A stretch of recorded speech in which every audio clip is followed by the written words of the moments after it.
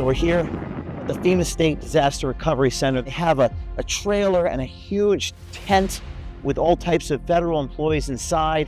Are you guys with FEMA? FEMA, SBA, and the state. They're very paranoid about anybody knowing who they are, what their names are. May I ask what you guys are filming outside? You guys are getting license plates and you guys are recording stuff. Yes. It's a federal property. Okay. So all the footage has to be looked and reviewed by. Everywhere we go, people don't want to talk to us. It makes it look like we're hiding something. I'm going to go in there with my hidden camera and go in there and get some answers. Just wanted to find out what exactly you guys were doing. We saw a mostly empty room and employees were just sitting around. I haven't witnessed it firsthand. I haven't been to Asheville. So a major disaster and the very federal employees claiming to be helping have never even laid eyes on the devastation firsthand? All the help that I've seen come through out there has been from people from out of state. A majority of the staff deployed to North Carolina hasn't been to Asheville. They haven't been to Asheville.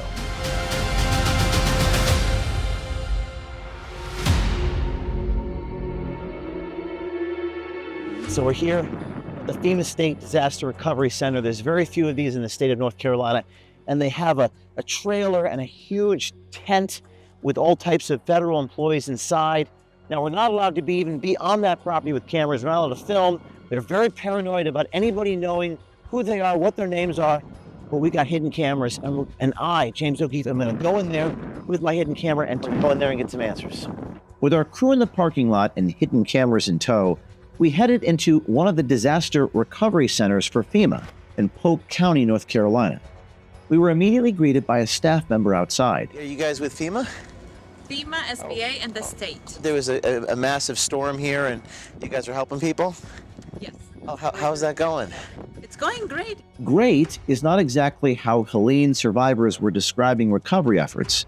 In fact, at a recent Buncombe County Commissioners meeting, residents noted that their local government officials are hardly helping with the rebuilding process. These people feel abandoned. We don't want to have an epidemic of people freezing to death. I've never seen the lack of public officials coming out and actually trying to help. Picture your family being out there in that. This is the only county in the nation I've ever seen this. FEMA money runs out. All the help that I've seen come through out there has been from people from out of state. Every delay means another night that a child sleeps in a car. We need the government to step up.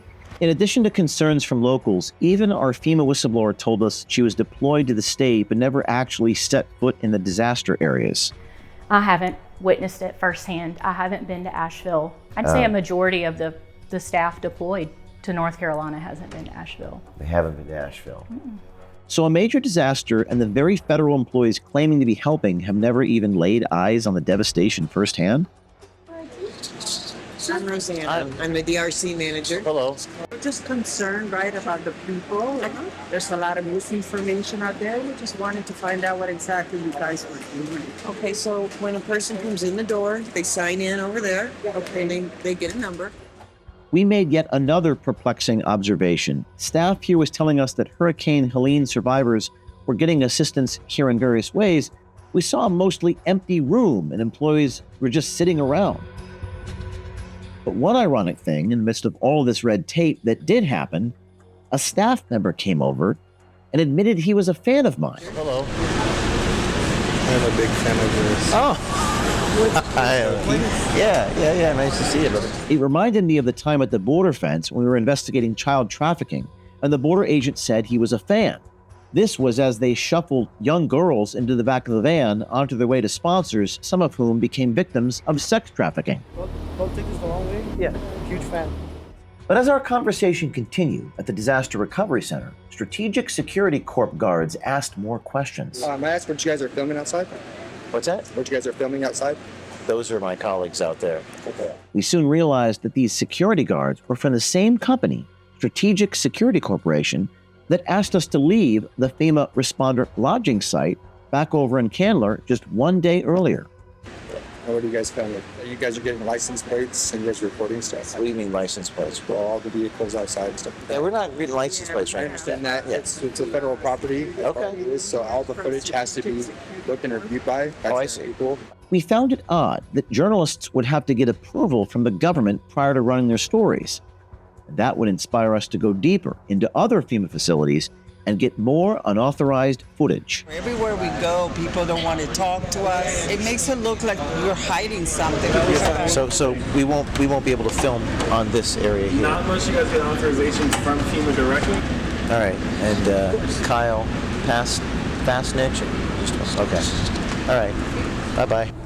I initially made the journey to North Carolina to see if, in fact, FEMA officials are hiding information from the public. The images I saw on the ground are heartbreaking, the information incredibly limited, and more than 2 months after Hurricane Helene, the survivors' are less of hope and more of hopelessness. Every obstacle that can even be thrown in my direction has been thrown in my direction, and it's like just took the wind out of my sails. Everything I know from my childhood is destroyed. I have no idea what my future is with the agency, if there will be retaliation or not, but there are still communities without power, without water, without access to cell phones or internet, and there are people just dying.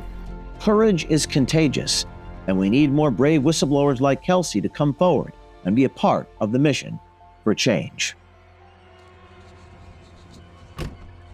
And speaking of insiders, we got inside information about the next location of a secret FEMA facility we entered with our hidden cameras rolling.